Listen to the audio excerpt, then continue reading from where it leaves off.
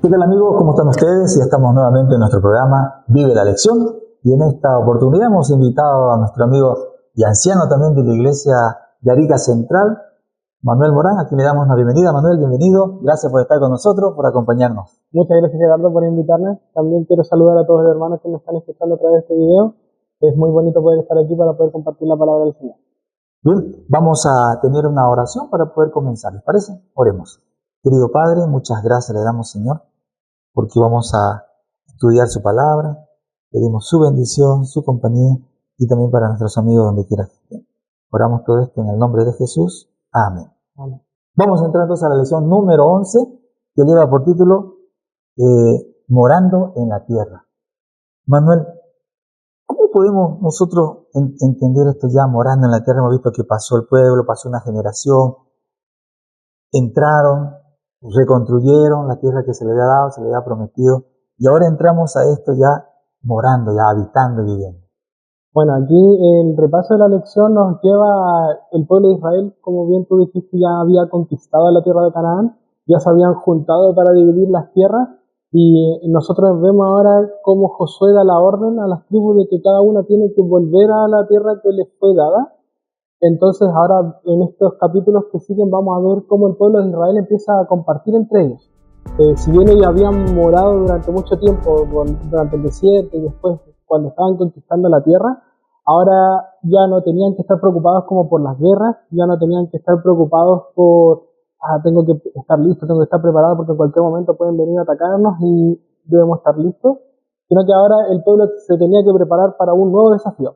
Y el desafío es el desafío de vivir en comunidad, ¿cierto? El Señor nos creó a nosotros como seres sociales.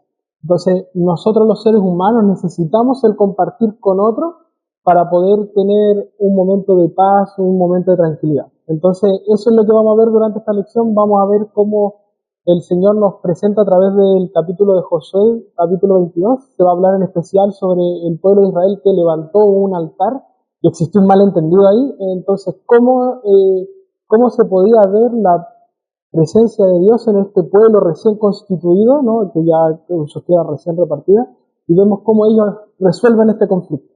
Entonces, eso es lo que nos invita a la lección de esta semana. Muy bien, vamos entonces a tocar algunos puntos importantes ya de la lección para ir conociendo de cerca todo aquello. Se habla de la lealtad a un pacto, ¿no? Hay una lealtad a un pacto y tú hablas de vivir en comunidad. Es como que se hace difícil, ¿no? Porque cada uno tiene sus propios caracteres, su forma de ser. ¿Y qué habla así esto, Manuel, acerca de la lealtad al pacto? Bueno, mire, no sé si te ha pasado a ti alguna vez que tú das un mensaje y a veces este mensaje que tú das, quizás a alguien malentendió el tono en que tú diste el mensaje, a alguien no le gustó quizás una palabra de lo que tú estabas hablando, y muchas veces se puede considerar que, oye, esta persona me está agrediendo, o esta persona me dijo algo que no me gustó. Entonces, en este ámbito del pacto nosotros vemos cómo el pueblo de Israel tiene que intentar de llegar a solucionar esos conflictos. Debemos recordar que las tribus ya habían repartido sus tierras. Josué había hablado con la tribu de Rubén, con la tribu de Gad y la mitad de la tribu de Manasés, y les había dicho que los felicitó primero que nada porque ellos habían sido los que habían logrado acompañar al pueblo durante toda esta travesía que duró 7 años para poder conquistar la tierra de Canaán. Debemos recordar que las tierras que les pertenecían a estas tribus estaban del otro lado del Jordán, es decir, la tierra que ellos les pertenecía ya había sido conquistada. Entonces nosotros podríamos decir que quizás egoístamente podríamos haber dicho, mi tierra ya está conquistada, yo no tengo necesidad de pasar el Jordán, no tengo necesidad de ir a la batalla de Jericó, a la tierra de Ai, pero ellos confiaban en el Señor, sabían que ellos eran parte de un pueblo especial y ellos habían hecho un pacto con el Señor. Y dijeron, el Señor nos prometió esta tierra y esta tierra debemos conquistarla todos juntos.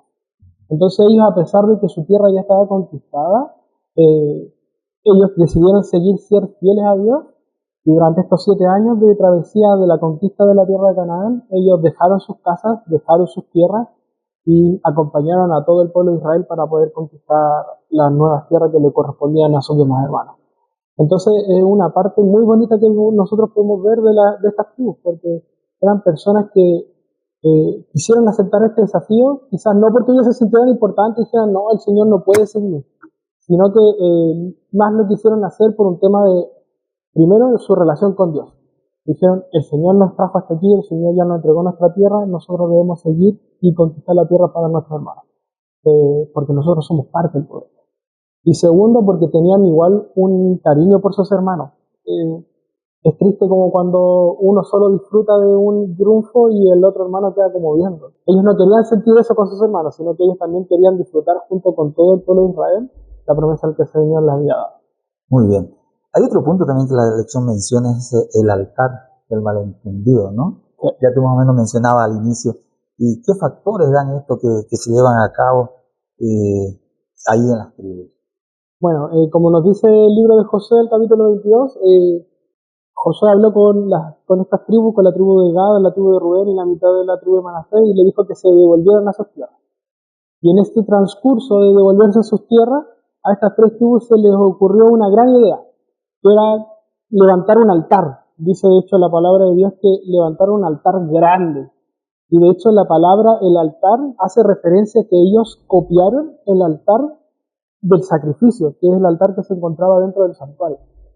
Entonces, cuando ellos levantaron este altar no con el propósito de querer ofrendar en este altar, sino que ellos querían levantar este altar como recuerdo para que todas las tribus vieran que como ellos estaban del otro lado de la tribu de Jordán, no se olvidaran de que todos eran un solo pueblo. Entonces, ellos crearon este altar con esa finalidad. ¿Cuál fue el problema? Que ellos no le avisaron a los demás que iban a levantar un altar. Entonces, ¿qué fue lo que aconteció? Que las otras 9 tribus y media, cuando vieron que levantaron un altar en la tierra de Jordán y vieron que su semejanza era semejante al altar del templo, que era el altar del holocausto, ellos sintieron miedo. Dijeron, ¿por qué levantaron este altar? ¿Acaso se volvieron en contra de Dios? ¿Acaso ellos quieren empezar a entregar su ofrenda, hacer su sacrificio lejos del altar de oración? Entonces se levantó una preocupación dentro del pueblo de Dios, solamente por un malentendido, porque no hubo una buena comunicación entre ambas partes. Unos pensaron, bueno, por la parte de tribu de Rubén y de Gad, ellos pensaron que sus hermanos iban a entender lo que ellos estaban haciendo, y por otra parte la otra tribu no le preguntaron a sus hermanos por qué conquistaron, por qué levantaron este altar, sino que fue para ellos fue como algo que los sacó de sus pensamientos. Dijeron, qué raro que ellos hayan levantado este altar, qué raro que ellos quieran empezar a ofrendar o a hacer adoraciones a otros dioses. Entonces ahí hubo una revuelta. Muy bien. Amigos, estamos repasando la lección ya número 11, en la cual estamos nosotros tocando algunos puntos importantes. Nos acompaña para esta ocasión Manuel Morán, anciano de la Iglesia Adventista de Arica. Manuel, había una sombra ahí, una sombra de errores del pasado. Parece que todavía estaban ellos bajo esa sombra. ¿De qué nos habla este punto, por favor? Cuando las 9 tribus y media vieron que este altar había sido levantado y que se parecía mucho al altar del holocausto, ellos recordaron el pasado, de aquellas acciones que había cometido el pueblo de Israel en el pasado, que por la culpa de uno sufría todo el pueblo. Entonces por eso ellos se sentían tan celosos y querían guardar la santidad de esta nueva tierra recién conquistada. Entonces aquí ellos tuvieron como un flashback, recordaron cuando el pueblo de Israel empezó a alabar a Baal en Peor. Entonces ellos se acordaron de la cantidad de israelitas que murieron por la idolatría. Y también recordaron cuando Acán se había guardado estos paños, el lingote de oro de la tierra de Jericó, y cómo después ellos fueron a la guerra de Benai y murieron israelitas.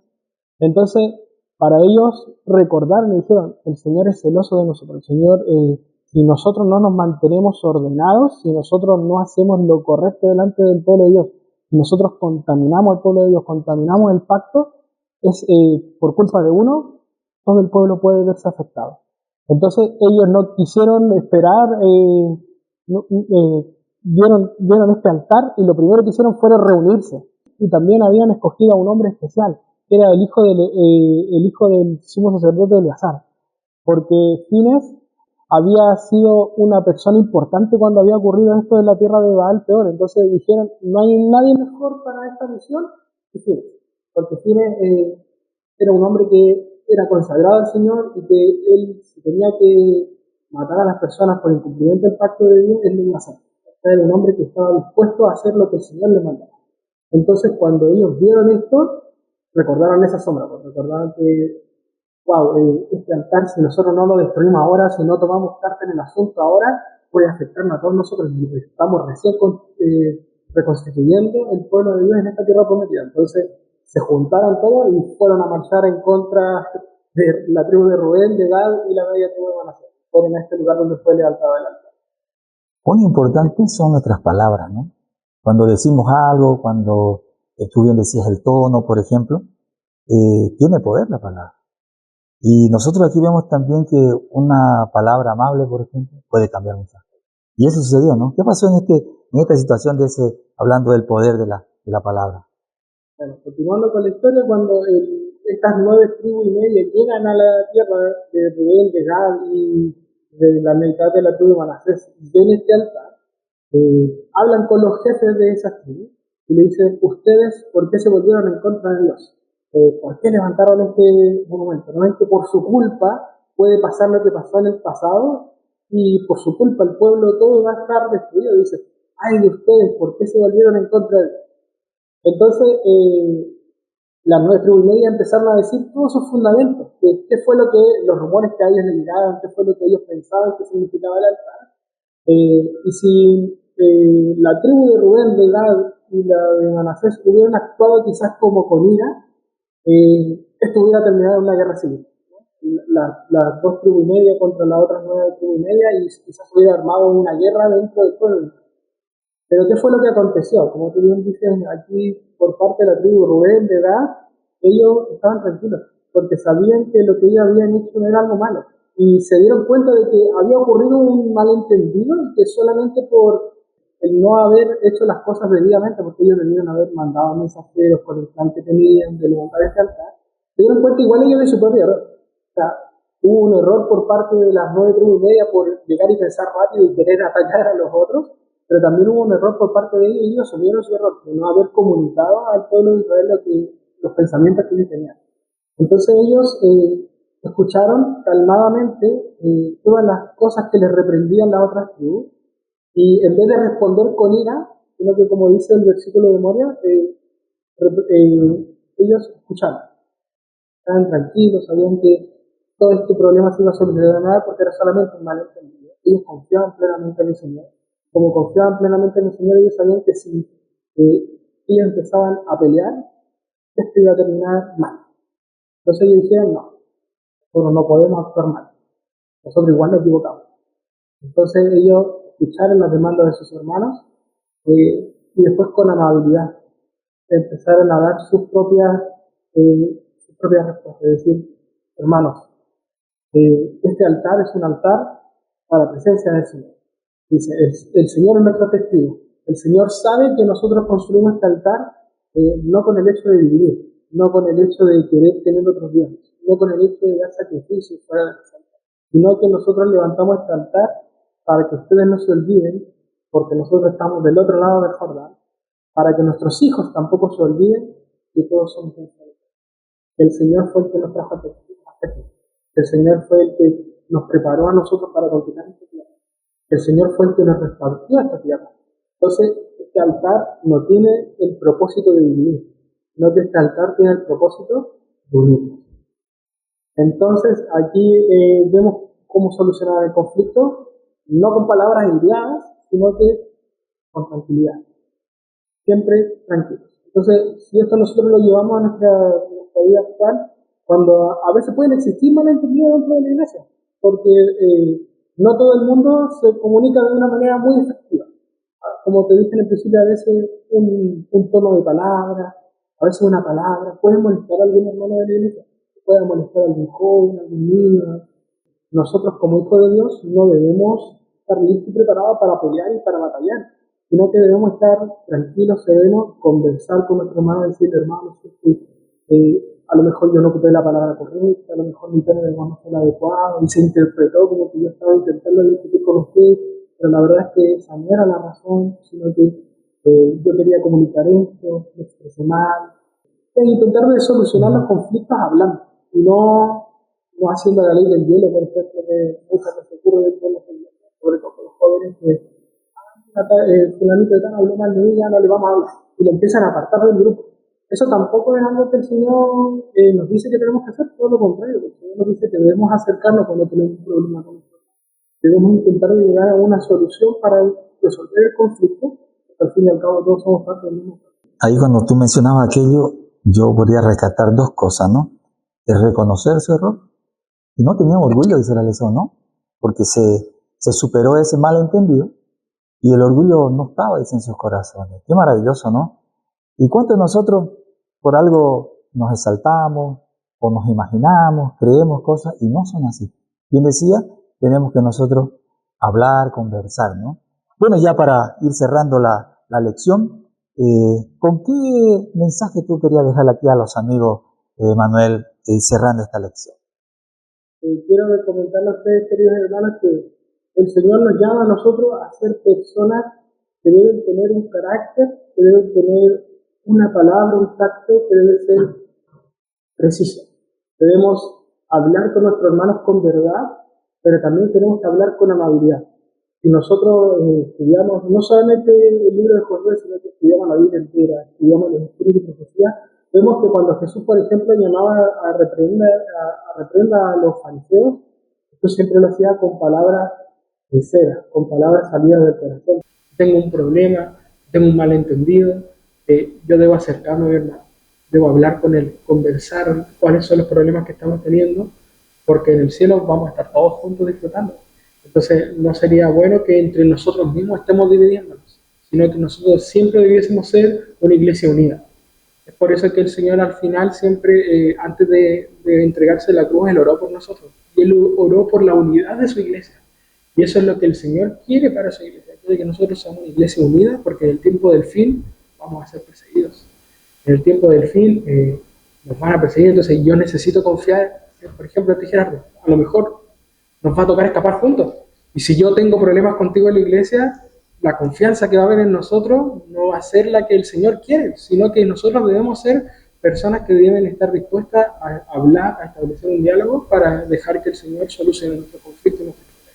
Muy bien, muchas gracias, Manuel. Gracias, amigos, a ustedes también que nos siguen el programa Vive la Lección. Manuel nos despide con una oración para finalizar. Muchas gracias igual por la invitación. Oremos. Amantísimo Padre, te damos gracias, Señor, porque tú nos permites poder aprender a través de tu palabra sobre cómo nosotros debemos actuar como hijos tuyos. Te agradecemos, Señor, porque tú nos has dejado varios ejemplos en los cuales nosotros podemos ver cuál es el carácter que tú esperas de cada uno de nosotros. Te pedimos, Señor, que tu Santo Espíritu siempre obre y more en nosotros, que tú nos puedas ayudar a que si tenemos algún problema, algún enfrentamiento con algún hermano de nuestra iglesia, incluso con las personas de afuera, tú nos puedas ayudar a que ese espíritu que habita en ti también pueda habitar en nosotros para poder solucionar el conflicto sin tener que llegar a palabras fuertes, a discusiones, sino que siempre lo podamos resolver con tranquilidad. Todo eso te lo pedimos y te lo agradecemos en el nombre de tu amado Cristo y glorioso Jesús. Amén.